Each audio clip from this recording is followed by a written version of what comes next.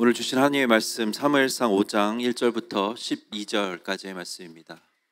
블레셋 사람들이 하나님의 궤를 빼앗아 가지고 에벤에셀에서부터 아스돗에 이르니라. 블레셋 사람들이 하나님의 궤를 가지고 다곤의 신전에 들어가서 다곤 곁에 두었더니 아스돗 사람들이 이튿날 일찍이 일어나 본즉 다곤이 여호와의 궤 앞에서 엎드러져 그 얼굴이 땅에 닿았는지라. 그들이 다곤을 일으켜 다시 그 자리에 세웠더니 그 이튿날 아침에 그들이 일찍이 일어나 본즉 다곤이 여호와의 궤 앞에서 또다시 엎드러져 얼굴이 땅에 닿았고 그 머리와 두 손목은 끊어져 문지방에 있고 다곤의 몸뚱이만 남았더라. 그러므로 다곤의 제사장들이나 다곤의 신전에 들어가는 자는 오늘까지 아스돗에 있는 다곤의 문지방을 밟지 아니하더라. 여호와의 손이 아스돗 사람에게 엄중히 더하사 독한 종기의 재앙으로 아스돗과 그 지역을 쳐서 망하게 하니 아스돗 사람들이 이를 보고 이르되 이스라엘 신의 궤를 우리와 함께 있지 못하게 할지라. 그의 손이 우리와 우리 신 다곤을 친다 하고 이에 사람을 보내어 블레셋 사람들의 모든 방백을 모으고 이르되 우리가 이스라엘 신의 궤를 어찌하랴 하니 그들이 대답하되 이스라엘 신의 궤를 가드로 옮겨가라 하므로 이스라엘 신의 궤를 옮겨갔더니 그것을 옮겨간 후에 여호와의 손이 심히 큰 환난을 그 성읍에 더하사 성읍 사람들의 작은 자와 큰 자를 다 쳐서 독한 종기가 나게 하신지라. 이에 그들이 하나님의 궤를 에그론으로 보내니라. 하나님의 궤가 에그론에 이른즉 에그론 사람이 부르짖어 이르되 그들이 이스라엘 신의 궤를 우리에게로 가져다가 우리와 우리 백성을 죽이려 한다 하고 이에 사람을 보내어 블레셋 모든 방백을 모으고 이르되 이스라엘 신의 궤를 보내어 그 있던 곳으로 돌아가게 하고 우리와 우리 백성이 죽임당함을 면하게 하자 하니 온 성읍이 사망의 환난을 당함이라. 거기서 하나님의 손이 엄중하심으로 죽지 아니한 사람들은 독한 종기로 치심을 당해 성읍의 부르짖음이 하늘에 사무쳤더라. 아멘. 거룩하고 복된 수예배 자리에 온라인과 오프라인으로 나오신 우리 사랑하는 모든 성도님들을 환영하고 축복하면서 우리 전후 좌우에 있는 성도들과 인사하겠습니다. 사랑하고 축복합니다. 사랑하고 축복합니다. 네, 뒤에 분과도 인사하시죠. 사랑하고 축복합니다. 한 번 더 인사할 때 온오프라인 성도들 모두 스스로를 쓰다듬고 축복하면서 말씀으로 새롭게 되기를 축복합니다. 스스로 축복하겠습니다. 말씀으로 새롭게 되기를 축복합니다. 네, 축복합니다. 피곤하신 분들은 이렇게 뺨도 치시고 오늘 하루가 고된 분들이 계실 거예요. 뺨 치시고 정신 딱 차리시고 말씀 가운데 일하실 하나님을 기대하고 소망하며 나아가기를 바랍니다. 오늘은 사무엘상 시리즈의 5번째 시간입니다. 5번째 시간. 지난 4장의 내용을 간략하게 말씀을 드리면 이스라엘과 블레셋이 전쟁을 합니다. 그때의 이스라엘이 이제 크게 패배를 하죠. 그러자 그들은 여호와의 언약궤를 전쟁터로 가지고 옵니다. 그것을 가지고 오면 우리가 이길 거야. 그것을 가지고 오면 우리가 승리할 거야. 그래서 여호와의 언약궤를 전쟁터로 가져오는 우를 범하게 되죠. 마치 언약궤 자체를 우상처럼 생각을 했습니다. 그 언약궤가 있으면 우리가 이길 것으로 믿고 언약궤를 전쟁터로 가지고 왔을 때 어떻게 되었습니까? 더 크게 패배합니다. 더 크게. 첫 번째 전쟁에서는 4천 명이 죽임을 당했는데요. 두 번째 전쟁에서는 무려 3만 명이 죽임을 당합니다. 아주 대패를 한 것이죠. 큰 패배를 당한 것입니다. 그래서 이스라엘이 충격에 빠졌어요. 아니 어떻게 하나님이 임재하시는 언약궤를 가져왔는데 우리가 이렇게 질 수 있는가? 우리가 이렇게 대패를 할 수 있는가? 그런데 여기서 끝이 아닙니다. 그 언약궤를 블레셋에게 빼앗겨요. 블레셋이 그 언약궤를 가져갑니다. 그리고 당시의 영적 지도자였던 제사장 엘리뿐 아니라 그 두 아들도 죽습니다. 홈니와 비느하스도 죽임을 당하죠. 그런데 거기에 더해서 엘리의 며느리인 비느하스가 그 당시에 임신 중이었는데 언약궤를 빼앗겼다, 이스라엘이 패배했다, 시아버지와 남편이 죽었다, 이 엄청난 소식을 듣고 갑자기 배가 아파서 해산을 하게 됩니다. 그때 이제 태어난 아이의 이름을 이가봇이라고 지었는데 그 이름의 뜻이 하나님의 영광이 이스라엘에서 떠났다입니다. 그러니까 이 모든 것을 볼 때에 이스라엘은 지금 아무런 희망이 없는 상태예요. 모든 희망이 사라진 것 같은 분위기입니다. 백성들은 낙담했고 그들에게 더 이상 하나님은 계시지 않는 것 같았어요. 그런데 이제 5장으로 넘어오면서 장면의 전환이 일어납니다. 무대가 변경이 되는 거죠. 그 무대가 이제 이스라엘에서부터 오늘 승리하고 여호와의 언약궤를 가져온 블레셋으로 넘어옵니다. 블레셋은 아주 기뻤어요. 왜냐하면 전에는 하나님의 놀라운 기적, 놀라운 역사를 듣고 보고 경험하면서 무서웠거든요. 우리가 질 것 같았거든요. 그런데 처음에 언약궤가 전쟁터에 들어온다고 했을 때 그들은 두려워 떨었습니다. 우리가 크게 지는 거 아닌가? 그런데 웬걸 자기들이 오히려 더 크게 이겼거든. 더 크게 승리했어요. 우리의 신이 이스라엘 신보다 더 세다라는 것을 안 것입니다. 그래서 신이 나서 언약궤를 빼앗아다가 마치 전리품처럼 블레셋의 아스돗이라는 동네에 그들의 신인 다곤 신의 신전에 이 언약궤를 가져다 놓습니다. 당시 블레셋에 이미 혼합 종교가 자리를 잡고 있었어요. 그래서 우리 신도 있고 이방 신도 있고 다 가져다가 모셔놓고 여기저기서 이제 복을 좀 땡겨보려는 그런 계산이었을 것입니다. 그런데 그 뒤로 놀라운 일들이 펼쳐져요. 언약궤가 블레셋에 들어온 이후에 놀라운 일들이 펼쳐집니다. 마치 영화의 한 장면을 떠올리듯이 여러분이 한번 상상하면서 들으면 너무너무 재밌는 말씀입니다. 너무너무 재밌어요. 야, 너나 재밌지라고 생각하시겠지만 정말 재밌습니다. 아주 흥미진진한 내용이에요. 블레셋이 여호와의 언약궤를 다곤 신전에 갖다 놓고 그 다음날 벌어진 일입니다. 자, 3절 말씀을 우리 한번 다시 읽겠습니다. 오늘 본문 3절 말씀 시작. 아스돗 사람들이 이튿날 일찍 일어나 본즉 다곤이 여호와의 궤 앞에서 엎드러져 그 얼굴이 땅에 닿았는지라.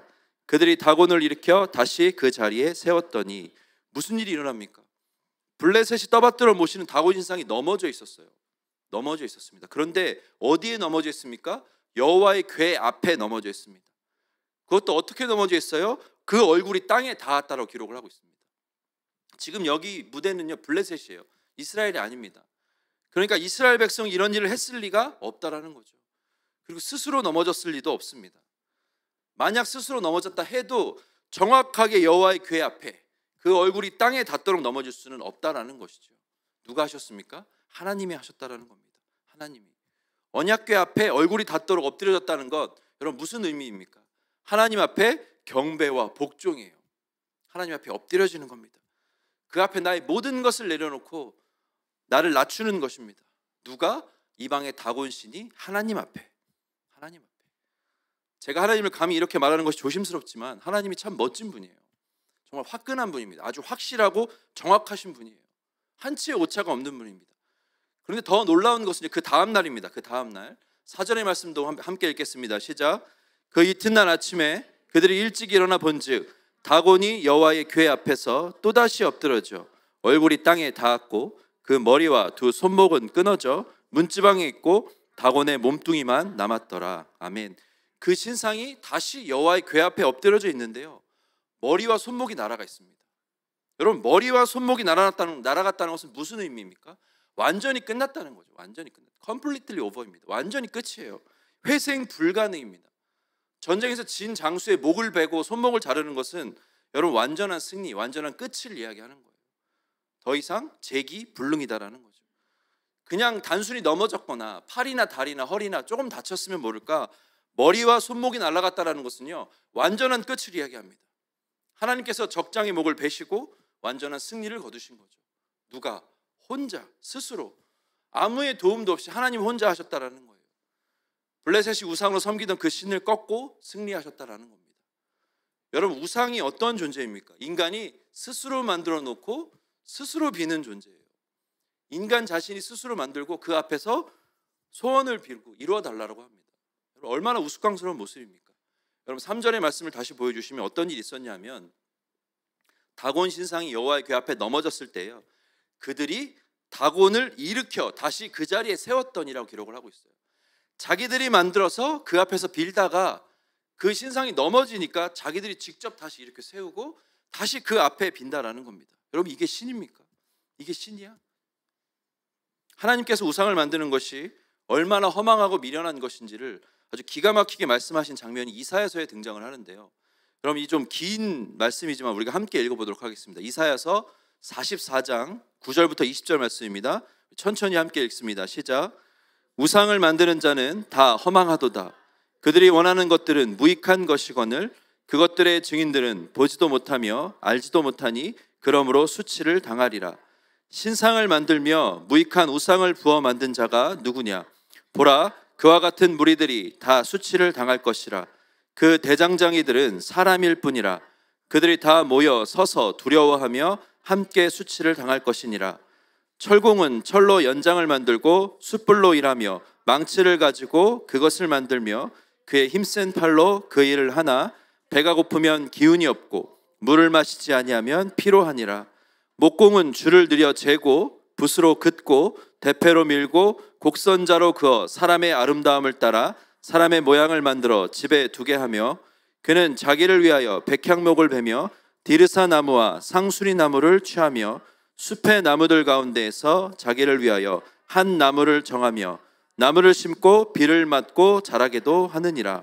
이 나무는 사람이 땔감을 삶는 것이거늘 그가 그것을 가지고 자기 몸을 덮게도 하고 불을 피워 떡을 굽기도 하고 신상을 만들어 경배하며 우상을 만들고 그 앞에 엎드리기도 하는구나. 그 중에 절반은 불에 사르고 그 절반으로는 고기를 구워 먹고 배불리며 또 몸을 덮게 하여 이르기를 아하 따뜻하다 내가 불을 보았구나 하면서 그 나머지로 신상 곧 자기의 우상을 만들고 그 앞에 엎드려 경배하며 그것에게 기도하여 이르기를 너는 나의 신이니 나를 구원하라 하는도다. 그들이 알지도 못하고 깨닫지도 못함은 그들의 눈이 가려서 보지 못하며 그들의 마음이 어두워져서 깨닫지 못함이니라. 마음에 생각도 없고 지식도 없고 총명도 없으므로 내가 그것의 절반을 불사르고 또한 그 숯불 위에서 떡도 굽고 고기도 구워 먹었거늘 내가 어찌 그 나머지로 가증한 물건을 만들겠으며 내가 어찌 그 나무 토막 앞에 굴복하리요 말하지 아니하니 그는 죄를 먹고 허탄한 마음에 미혹되어 자기의 영혼을 구원하지 못하며 나의 오른손에 거짓 것이 있지 아니하냐 하지도 못하느니라. 아멘. 우상이 이와 같은 존재라는 겁니다. 그런데 우리가 믿는 하나님은요 태초부터 영원까지 스스로 존재하시는 분입니다. 전능하신 분이십니다. 어디에나 계시고 영원토록 찬양받기에 합당하신 분입니다. 온 천지 만물을 지으시고 영원히 통치하시는 분입니다. 그렇기 때문에 누군가에 의해서 만들어지거나 제한을 받거나 영향을 받는 분이 아니다라는 거죠. 우리가 평생을 예배하고 찬양하며 붙들고 의지하기에 완전한 분이다라는 겁니다. 오히려 그것이 우리에게 가장 큰 영광이요 기쁨이요 감사와 찬양의 제목이 되는 줄로 믿습니다. 아멘. 이런 하나님은 블레셋의 다곤신을 짓밟는 것으로 끝내지 않으세요. 6절의 말씀을 한번 같이 읽겠습니다. 시작. 여호와의 손이 아스돗 사람에게 엄중히 더하사 독한 종기의 재앙으로 아스돗과 그 지역을 쳐서 망하게 하니. 아멘. 여호와의 능력의 손으로, 여호와의 능력의 손으로 아스돗에 독한 종기를 내려 그들을 치십니다. 그 지역을 아예 망하게 하십니다. 우리가 이겼다, 이스라엘의 신을 꺾었다, 하나님도 별거 아니구나 라고 외쳤던 이들에게 살아계신 하나님, 역사하시는 하나님, 위대하신 하나님을 직접 손수 스스로 나타내 보이십니다. 그러자 이제 아스돗에 사람들이 난리가 났어요. 야, 이거 어떻게 됐냐, 이거 안 되겠다, 이스라엘의 신을 우리가 감당을 못하겠구나, 이거 보통 일이 아니다 해서 방백들을 모아요. 지도자들이 모여서 회의를 합니다. 이걸 어떻게 할까? 그래서 그들이 머리를 맞대고 내린 결론이 뭐냐면, 그래, 이 언약궤를 우리는 감당이 안 되니 가드 지역으로 보내자라고 이야기해요. 가드, 블레셋의 가드 여러분 어떻습니까? 아주 친숙한 지역이죠. 누가 여기에 출신이에요? 골리앗입니다. 골리앗. 거인들이 사는 동네예요. 안악의 후손들이 사는 동네입니다. 거인의 동네, 키가 엄청 크고 힘이 센 동네라는 거죠. 저 같은 사람도 거기 가면 꼬꼬마예요. 꼬꼬마. 다 올려다 봐야 됩니다. 평생 그들의 심부름하고 쭈구리로 살아야 돼요. 아니, 마트 갔다 와. 내 잔돈은 어떻게 할까? 너 써. 감사합니다. 이러고 사는 거야 평생. 그냥 그 심부름꾼으로 사는 겁니다. 그래, 그런 힘센 동네로 보내면 아무 일이 일어나지 않을 거야. 자, 그러면 언약궤를 그리로 보내자. 그러나 이들의 생각이 얼마나 어리석었는지 곧바로 산산이 부서집니다. 그들의 생각이 곧바로 무너져요. 그 동네 역시 박살이 났다라는 거죠. 자, 9절 말씀 함께 큰 소리 읽겠습니다. 시작. 그것을 옮겨간 후에 여호와의 손이 심히 큰 환난을 그 성읍에 더하사 성읍 사람들의 작은 자와 큰 자를 다 쳐서 독한 종기가 나게 하신지라. 아멘. 여기서도 뭐라고 말씀합니까? 여호와의 손이 심히 큰 환난을 그 성읍에 내리십니다. 여호와의 능력의 손이 작은 자 큰 자 할 것 없이 모두에게 임하셔서 그들을 치죠. 야, 이 동네도 안 되겠구나, 다른 곳으로 옮겨가자. 난리가 났습니다. 난리가 났어요.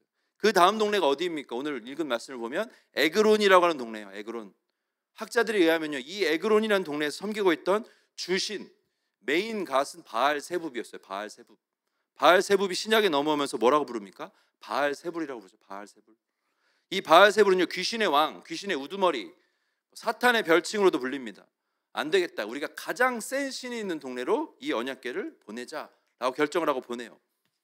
그런데 이미 이 블레셋 온 지역에 뉴스가 다 퍼졌어요.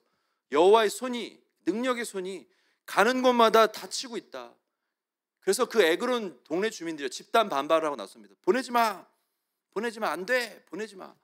제일 센 신이 여기에 있거나 말거나 우리 다 죽어, 보내지 마라고 반대를 해요. 자, 11절의 말씀도 같이 읽습니다. 시작.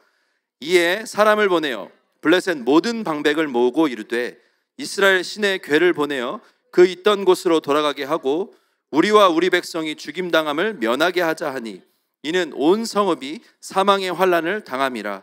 거기서 하나님의 손이 엄중하심으로. 아멘.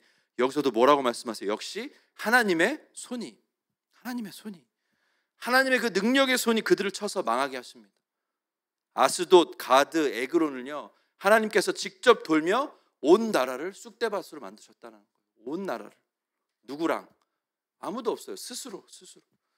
그 누구의 도움도 없이 그분은 스스로 자신의 살아있음과 자신의 위대하심과 능력을 나타내 보이며 하나님의 역사하심을 이루었다라는 겁니다. 내가 하나님임을 선포하셨다라는 거예요.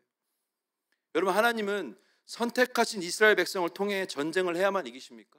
아니죠. 천만의 말씀입니다. 천만의 말씀이에요. 우리 하나님은요, 얼마든지 그들이 없어도, 또한 우리가 없어도, 우리가 아니어도 하나님은 얼마든지 그분의 살아계심과 능력을 나타내 보이실 수 있는 분입니다. 우리의 어떠함 때문에 하나님께서 높아지거나 낮아지거나 초라해지는 분이 아니다라는 거예요. 그래서 우리는요, 내가 하나님을 위해 뭔가를 하고 있다고 결코 우리의 이름을 내세우거나 우리의 의의를 드러내거나 결코 교만해서는 안 될 것입니다.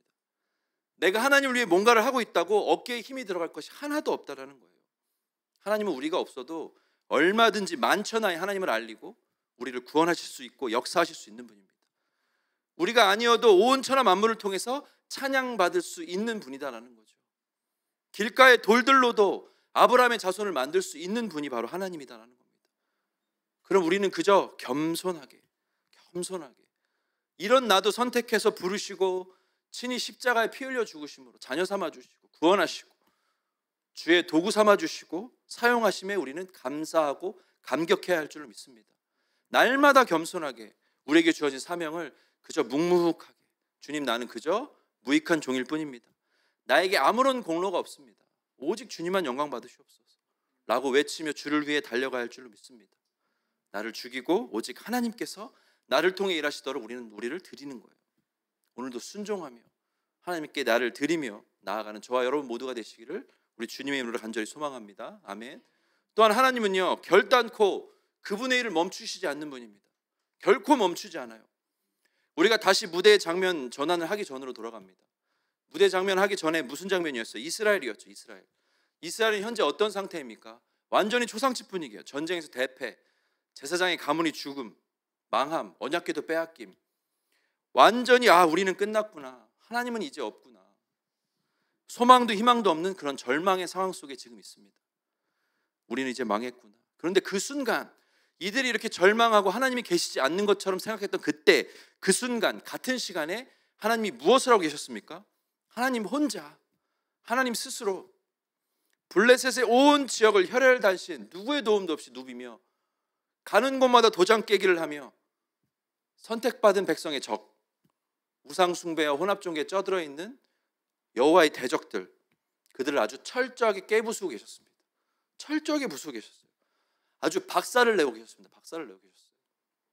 하나님은 없습니다. 우리 이제 망했습니다. 끝냈습니다. 천만의 말씀이에요.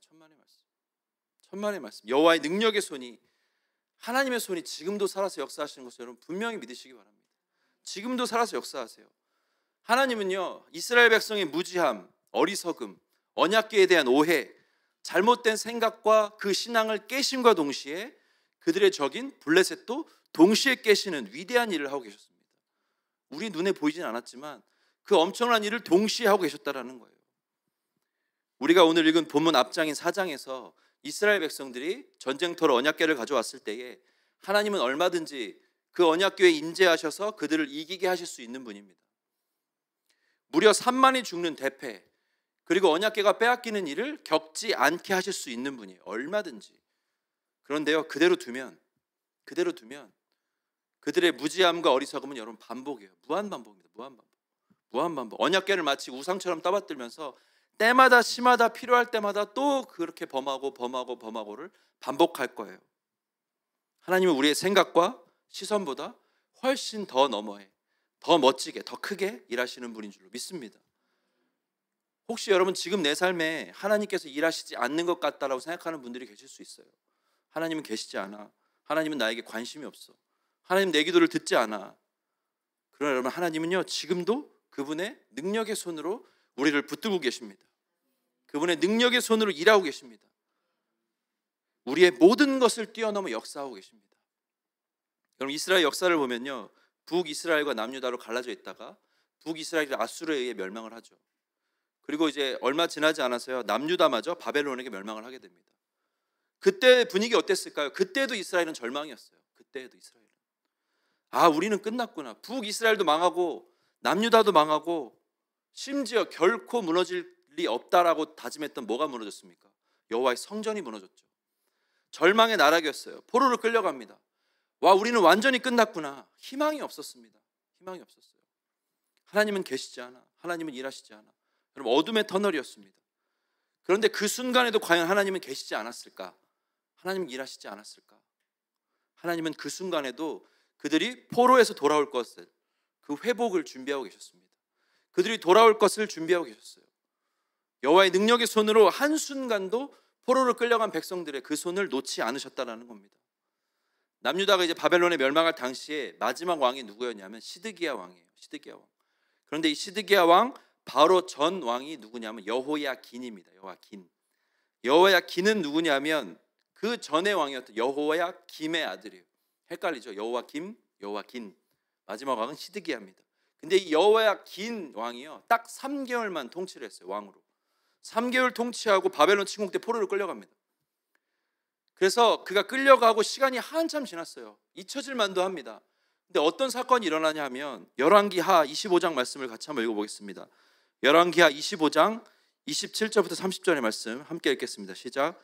유다의 왕 여호야긴이 사로잡혀간 지 37년, 곧 바벨론의 왕 에윌무로닥이 즉위한 원년 12월 그달 27일에 유다의 왕 여호야긴을 옥에서 내놓아 그 머리를 들게 하고 그에게 좋게 말하고 그의 지위를 바벨론에 그와 함께 있는 모든 왕의 지위보다 높이고 그 죄수의 의복을 벗게 하고 그의 일평생에 항상 왕의 앞에서 양식을 먹게 하였고 그가 쓸 것을 날마다 왕에게서 받는 양이 있어서 종신토록 끊이지 아니하였더라. 아멘.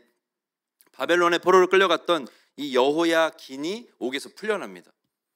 기적과도 같은 일이죠. 그 머리를 들게 합니다. 여러분, 이 무엇을 뜻합니까? 머리를 들게 했다는 것은요, 회복의 시작에 대한 선포예요. 회복의 시작. 그를 다른 왕들보다 높여요. 죄수의 옷을 벗게 합니다. 그리고 왕의 식탁에서 먹게 해요. 그리고 그의 필요를 종신토록 부족함 없이 채웠다라고 기록을 하고 있습니다. 절망과 나락에 있던 유다 백성들에게 회복의 메시지가 선포되는 순간이에요. 하나님은요, 자기 사랑하는 자기 백성들의 손을 결코 놓지 않으신다라는 겁니다. 결코 포기하지 않으신다라는 거예요. 결코 그 포로들이요, 그냥 포로 생활하다가 거기서 죽고 역사가 끝나기를 원하지 않으신다라는 겁니다. 그들이 돌아올 것, 그들의 예배와 신앙과 말씀이 회복될 것을 준비하고 꿈꾸고 계셨다라는 겁니다. 여러분, 이 여호야긴의 다른 이름이 뭐냐면 여고냐예요. 여고냐인데 이 이름을 어디에서 다시 발견할 수 있는지 말씀을 한 번 더 함께 보겠습니다. 마태복음 1장 10절에서 16절 말씀입니다. 마태복음 1장 10절에서 16절 말씀. 이미 이제 아마 감이 오시는 분들이 있을 텐데 같이 읽어보겠습니다. 시작. 히스기야는 므낫세를 낳고 므낫세는 아몬을 낳고 아몬은 요시야를 낳고 바벨론으로 사로잡혀갈 때에 요시야는 여고냐와 그의 형제들을 낳으니라. 바벨론으로 사로잡혀간 후에 여고냐는 스알디엘을 낳고 스알디엘은 스룹바벨을 낳고 스룹바벨은 아비웃을 낳고 아비웃은 엘리야김을 낳고 엘리야김은 아소르를 낳고 아소르는 사독을 낳고 사독은 아킴을 낳고 아킴은 엘리웃을 낳고 엘리웃은 엘르아사를 낳고 엘르아사는 mat단을 낳고 mat단은 야곱을 낳고 야곱은 마리아의 남편 요셉을 낳았으니 마리아에게서 그리스도라 칭하는 예수가 나시니라. 아멘. 하나님은요, 우리의 절망과 신음에도 침묵하시지 않습니다. 더 큰 일을 준비하고 계세요. 그 능력의 손을 펴사 하나님의 일을 멈추지 않는다라는 겁니다. 그분의 구원 사역을 멈추지 않아요. 그분의 구원 사역을 절대 멈추지 않습니다. 우리는 우리의 상황과 환경을 보면서 이렇게 생각해요. 아, 하나님 일하시지 않아. 하나님 계시지 않아. 나는 망한 것 같아. 난 끝난 것 같아. 우리의 생각과 기준에 보면 그렇죠. 그런데 날 잊어버리셨어. 응답하지 않아. 일하시지 않아. 를 외치며 낙심하고 넘어져 있지만 하나님은 우리의 생각과 모든 것을 뛰어넘어서 더 크게 역사하세요. 더 놀랍게 일하십니다. 더 위대한 우리의 일이 아니라 하나님의 일을 준비하고 계신다라는 거예요. 그렇다면 우리가 이제 마지막으로 해야 될 것이 무엇이냐? 12절의 말씀, 오늘 본문 12절 말씀을 같이 읽습니다. 시작. 죽지 아니한 사람들은 독한 종기로 치심을 당해 성읍의 부르짖음이 하늘에 사무쳤더라. 아멘. 지금 누가 하늘에 사무치도록 부르짖고 있습니까? 하나님께 박살난 블레셋들이 하늘에 사무치게 부르짖고 있어요. 그런데 여러분 생각해 보십시오. 정작 지금 정말 하늘에 사무치도록 부르짖어 기도해야 할 이들이 누구예요, 여러분? 이스라엘이에요. 이스라엘입니다. 하나님, 우리는 끝났습니다. 여호와의 영광이 떠났어요. 선택받은 백성이고 뭐고 우리는 이제 망했습니다. 전쟁도 대패했어요. 언약궤도 없어요. 이렇게 나자빠져서 주저앉아 있을 것이 아니라 무엇을 해야 됩니까? 울며 불며 회개하고 통곡하며 하나님 앞에 간절히 매달려야 됩니다. 이게 우리가 해야 할 일이에요. 그 기도가 하늘에 닿도록, 하늘에 사무치도록 온 백성이 간절히 부르짖으며 하나님 앞에 매달려 기도해야 된다는 겁니다. 사랑하는 성도 여러분, 오늘 이 말씀을 통해서 우리 하나님께서 얼마나 위대하신 분인지, 어떻게 살아서 어떻게 역사하시는지 우리가 깨닫기를 원합니다. 왜 우리가 겸손하게 그 앞에 엎드려서 그저 순종하며 헌신하며 충성하며 왜 하나님 앞에 겸손하게 감사와 찬양의 제사를 올려드려야 하는지 간절히 깨닫기를 소망합니다. 우리 안에 작은 우상이라도 남아있다면 완전히 태워 없애기를 간절히 소망합니다. 그리고 무엇보다 여호와의 손을 붙들고 의지하시기 바랍니다. 여호와의 손을 붙들어야 돼요. 하나님은 결코 일하심을 멈추지 않는 분이십니다. 하나님은 결코 우리를 사랑하심을 멈추는 분이 아니다라는 거예요. 우리가 때로는 하나님을 멀리 떠나 있어도 하나님은 우리를 사랑하심을 멈추지 않습니다. 우리가 넘어져 주저앉아 울고 있을 때에도요, 하나님은 그 능력의 손으로 우리를 일으켜 세우시며 그 능력의 손으로 역사하십니다. 나 자신과 내 가정과 이 공동체와 이 교회를 통해서 가장 멋지게 일하실, 이 교회를 하나님의 능력의 손으로 붙들고 가장 멋지게 일하실 그 하나님을 믿고 찬양하며 나를 온전히 죽여 겸손하게 내어드리는 저와 여러분 모두가 되시길 우리 주님의 이름으로 간절히 축원합니다. 아멘.